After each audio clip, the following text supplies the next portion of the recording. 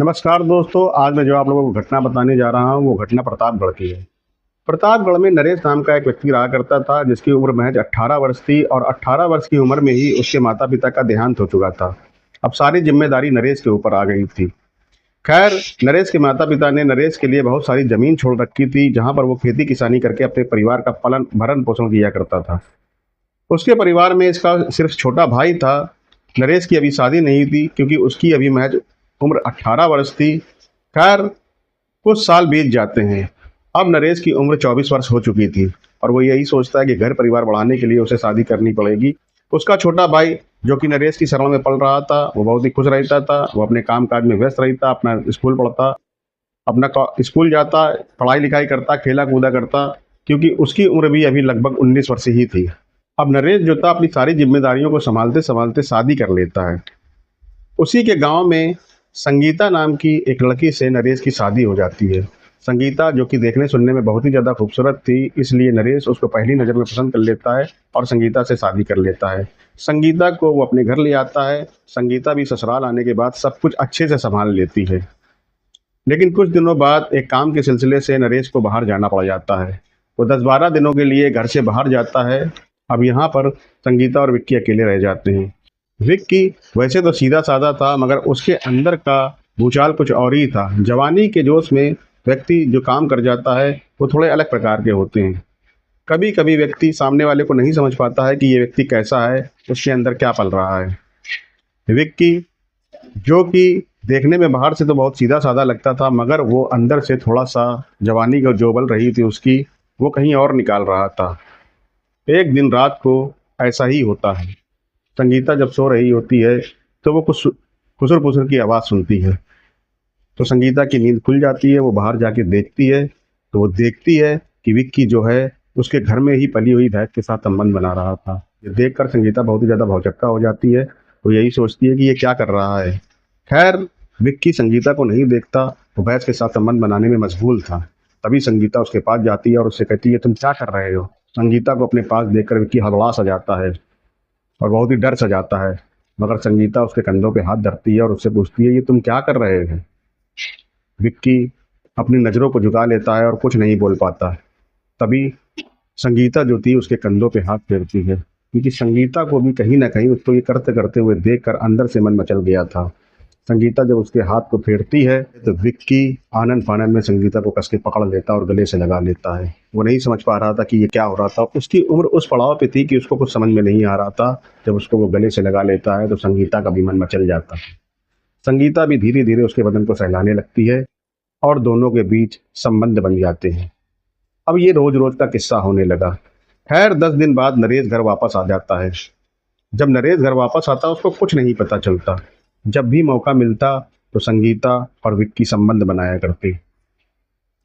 खैर, कुछ दिनों बाद संगीता की छोटी बहन रानी का वहां पर आना हो जाता है। रानी के आने के बाद संगीता और विक्की का संबंध बनाना मुश्किल हो चुका था। इसलिए मौका देखते वो लोग मौके की तलाश में रहते मगर वो लोग ये काम नहीं कर पा रहे थे क्योंकि रानी भी वहां आ चुकी थी। पहले नरेश ही था। नरेश की पलक रखते ही वो लोग मौका पाकर संबंध बना लिया करते थे मगर अब वो ऐसा नहीं कर पा रहे थे। लेकिन एक दिन उनको मौका लग जाता है। तभी संगीता जो थी वो विक्की के पास चली जाती है। संगीता को ऐसा लगता है कि रानी सो रही है मगर असल में रानी सो नहीं रही थी। रानी सिर्फ अपनी आंखें बंद करे हुए थी। जैसे ही संगीता बाहर जाती है तो रानी को ये लगता है कि संगीता शायद पेशाब के लिए बाहर गई है। इसलिए रानी कुछ नहीं बोलती। लेकिन काफ़ी देर वापस ना आने के बाद रानी को लगता है पता नहीं क्या हो गया, इसलिए रानी बाहर जाती है। बाहर जाती है तो बाहर भी संगीता कहीं नहीं दिखाई देती। तभी विक्की के कमरे से अलग तरह की आवाज़ें आ रही थी। तभी रानी कान लगा के दरवाजे के पास सुनती है तो वो समझ जाती है कि अंदर क्या चल रहा है। वो दरवाज़ा खटखटाती है। आनन फानन में विक्की दरवाजे को खोलता है तो संगीता तुरंत रानी के पैरों पे गिर जाती है। वो यही कहती है कि देखो बहन वो यही कहती है कि देखो बहन, तुम नरेश से कुछ नहीं बताना, नहीं तो मेरी ज़िंदगी बर्बाद हो जाएगी। संगीता ये बात जानती थी कि नरेश को बताने से कोई फ़ायदा नहीं है, मेरी बहन का ही घर बर्बाद होगा। मगर वो अपने दिल की बात अपनी बहन से बताती है। वो कहती है कि देखो, तुम अपने देवरी के साथ संबंध बना रही हो, मैं चाहती हूँ कि मेरी भी ज़रूरतें पूरी हो जाएं। संगीता ये बात सुनकर बहुत ही ज़्यादा चौंक जाती है। लेकिन अब किया भी क्या जा सकता है। खैर, संगीता वहाँ से चली जाती है और वो रानी और विक्की को अकेला छोड़ देती हैं। अब पूरी रात विक्की और रानी संबंध बनाते हैं। अब संगीता का संबंध बनाना मुश्किल हो चुका था, क्योंकि रानी विक्की के साथ संबंध बना रही थी। एक दिन नरेश रानी और विक्की को संबंध बनाते हुए देख लेता है, तो वो उनको जोर की फटकार लगाता है। वो यही कहता है कि तुमको जब यही सब करना है तो तुम लोग शादी क्यों नहीं कर लेते। खैर, रानी नरेश को सब कुछ बता देती है। कहती, मैं ऐसे व्यक्ति के साथ शादी नहीं कर सकती जो तुम्हारी पत्नी के साथ संबंध बनाता है। ये बात सुनकर नरेश के पैरों तले जमीन खिसक जाती है।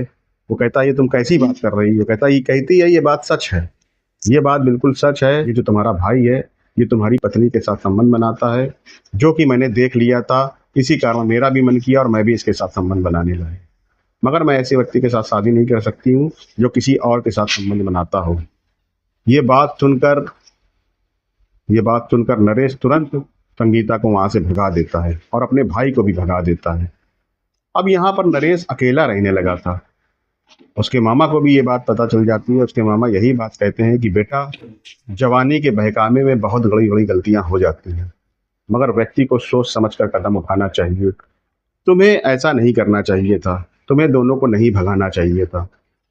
तुम्हें ये सोचना चाहिए था कि ये घर परिवार है, अगर ऐसा कदम उठ गया है तो तुम्हें विक्की की जल्दी से जल्दी शादी कर देनी चाहिए थी, ना कि ऐसा कदम उठाना चाहिए था। अगर तुम्हारी पत्नी ने कोई गलत काम कर दिया था तो उसको भी तुम्हें माफ़ कर देना चाहिए था। जीवन में गलत काम हो ही जाते हैं, कभी ना कभी जीवन में, कभी तुमसे गलती हो जाएगी, कभी किसी और से गलती हो जाएगी।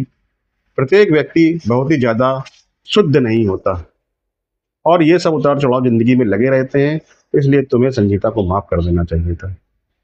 ये बात नरेश को समझ में आती है। वो ये सोचता है, ये जवानी के बहकावे में ऐसे काम हो जाते हैं। अगर बहुत ही ज़्यादा समझदार व्यक्ति हो तो वो ये काम नहीं करेगा, मगर व्यक्ति को ये काम करने से पहले थोड़ा सोच समझ लेना चाहिए। मगर ये पड़ाव ही ऐसा होता है कि इस काम को करने के लिए लोग मजबूर हो जाते हैं। इसलिए नरेश यही सब बातें सोच रहा था। तभी अचानक संगीता वहाँ पर आती है। नरेश संगीता को देखता है तो देखकर चौंक जाता है। संगीता वहाँ पर आती है और नरेश के पैरों पे गिर जाती है। कहती है, मुझे माफ़ कर दो, मैं बहुत ही ज़्यादा शर्मिंदा हूँ। मैं ऐसा कोई काम नहीं करूँगी जिससे मेरा घर परिवार बर्बाद हो। नरेश, जो कि पहले ही मन बना चुका था कि अगर वो चाहेगा तो संगीता को माफ़ कर देगा, और वो पहले से ही सोच चुका था कि उसे संगीता को माफ़ कर देना चाहिए। गलती जवानी में ही होती है, अगर उससे गलती हो गई तो उसे माफ़ कर देना चाहिए। कुछ दिनों बाद उसका भाई विक्की भी आता है। विक्की को भी नरेश माफ़ कर देता है। वो यही कहता है कि तुमने जवानी के बहकावे में ये सब काम कर दिया। मैं बड़ा होने के नाते तुमको माफ़ करता हूँ, क्योंकि तुम्हारे माता पिता नहीं है, मेरे भी माता पिता नहीं हैं। हम दोनों के माता पिता एक ही थे, वो अब इस दुनिया में नहीं हैं। इसलिए मैं तुम्हें माफ़ कर देता हूँ, मगर मैं इस घर में नहीं रहूँगा। मैं अपनी पत्नी को लेकर कहीं और चला जाऊँगा। ये बात कहकर नरेश अपनी पत्नी को लेकर वहाँ से चला जाता है। अब विक्की जो था वो पूरे घर में अकेला रह जाता है। खैर, ये विक्की की सजा थी जो उसे भुगतनी थी। इतने बड़े घर में वो एकदम अकेला रह जाता है। विक्की इस बात को लेकर बहुत ही ज़्यादा रोता है, बहुत ही दुखी होता है।